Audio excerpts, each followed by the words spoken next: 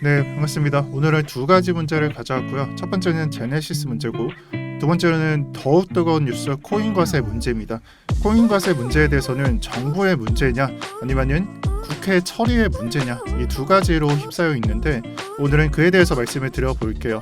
첫 번째로는 제네시스의 파산 문제인데 자금 조달에 대한 요청이 있었고, 이 대상이 되는 것은 첫 번째 바이낸스였습니다. 하지만 바이낸스는 인수를 거부했고 결국에는 자금을 모으지 못했습니다. 자, 이에 따라서 파산이 예고되어 있는 상태입니다. 지금 현재장에는 충분히 반영이 되어 있고요. 오늘자의 저가 이탈을 한 $40 정도 이탈시켰는데 여러분들 그 부분이 반영되어 있다라고 보셔도 좋습니다. 또한 이 부분에 대해서 자금 조달 10억 달러에서 5억 달러로 줄이는 형태를 보면은 확실하게 자금 조달이 원활하게 되지 않는 것 같습니다. 선반영이 되어 있다라는 것은 우리가 느끼는 하락이 충분히 반영이 되어 있다라는 뜻이고, 하락이 10이 나올 걸 사전에 한 5 정도 나오고 그 이후에 5 정도 나온다라고 보시면 되겠습니다. 아니면 정보가 정말 만연해 있는 상태라면은 이후에 하락은 안 나오게 되어 있습니다. 하지만 이 이슈는 현재장 상태가 그렇게 녹록지 않다는 것, 특히나 공포만으로도 저가를 이탈시키는 걸로 봐서는 파산이 확정됐을 때는 추가 하락을 면치 못할 것이다라고 말씀을 드릴게요. 이미 파산이 거의 확률적으로 높아졌는데 더 두고 보시는 것이 좋겠습니다. 그래서 FTX부터 시작을 해서 제미니까지 언급이 됐었고, 그 다음에 제네시스까지 현재 파산 절차를 밟거나 아니면 파산 절차 그 이전까지 직전까지 와 있습니다. 그래서 매매를 하시거나 아니면 비중을 담고 계시는 분들은 체크해 주시길 바랍니다.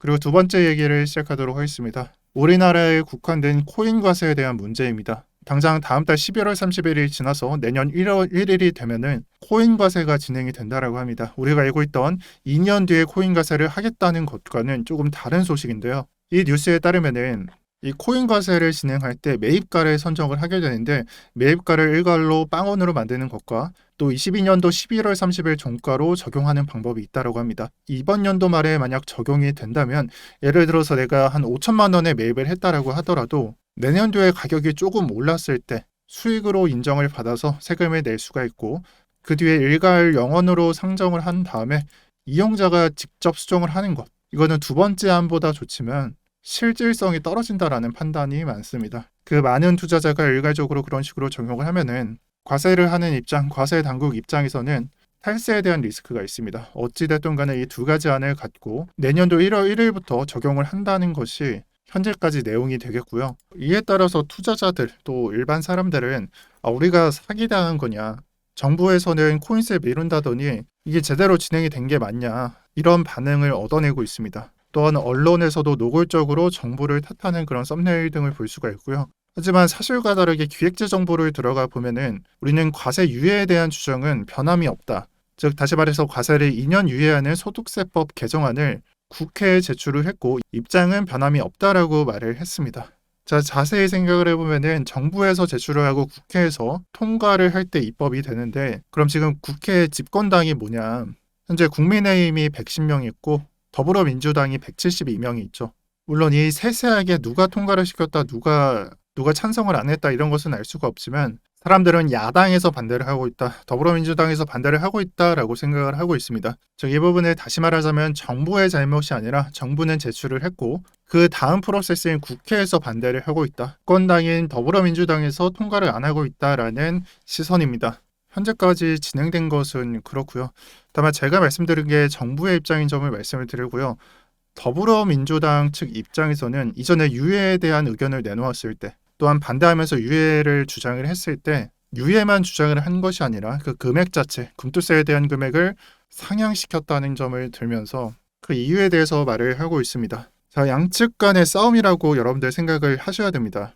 지금 이 문제를 따져놓고 더불어민주당이 통과를 안 시킨 거다라고 생각을 하지 마시고, 이 싸움은 그저 기싸움에 불과하다라는 생각이 듭니다. 즉 양측의 주장이 다르고 서로 가져가려는 부분이 다릅니다. 보통 이런 문제는 절충이 안 된다면은 우리가 우려하고 있는 코인 과세까지 될 수가 있습니다. 즉 통과가 돼서 과세가 되겠죠. 하지만 절충이 되고 유예는 시키겠지만 그 금액은 상승이 안 된다, 그런 절충안들이 합의가 되면은 통과가 될 것입니다. 이런 식으로만 해설을 하시고요. 미리 말씀드리지만 댓글로 싸우지 마세요. 정치적인 의견을 내뱉는 건 좋아요. 근데 뉴스 하나만 보여드릴게요.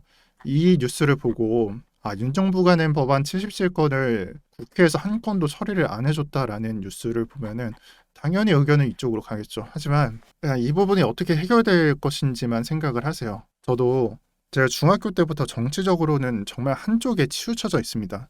여러분들한테 정치에 대해 얘기 안 하잖아요. 누가 나쁘니 누가 좋으니 그런 말 안 한다고요. 너무 의미가 없기 때문입니다. 그래서 이번 뉴스는 절충이 될 것인지 말 것인지 그것만 생각하시길 바랍니다. 또 한 가지 말씀드릴 거는 이 기준이 22년도 3월 10일이고요. 제가 다시 들어가서 확인을 해보니까 조금은 달라요. 지금 현재는 169명대 그리고 115명입니다. 크게 달라진 건 없고 팩트는 그렇다라는 말입니다. 네, 이렇게 해서 오늘 영상을 마치려고 하는데 오늘 차트에 대한 분석은 안 드렸어요. 왜냐? 이번 하락이 의미가 없다라고 생각을 하기 때문입니다. 더 내일자까지 추가 하락이 나오게 되거나 아니면 의미 있는 차트가 나오게 되면은 제가 다시 말씀을 드릴 거고요. 물론 하락 다이버전스인 건 맞아요. 그러니까 하락분에 대해서 생각을 해보면은 그다지 차이가 안 납니다. 이 하락분에 대해서 크게 의미를 갖지 마세요. 저는 그 한마디로 오늘 정리를 할게요. 네, 그리고 마지막으로 12월 달에 무료 선물방 이벤트가 있다라고 하죠. 그래서 12월 달까지 무료 선물방 입장하셔서 혜택 받아가시고요.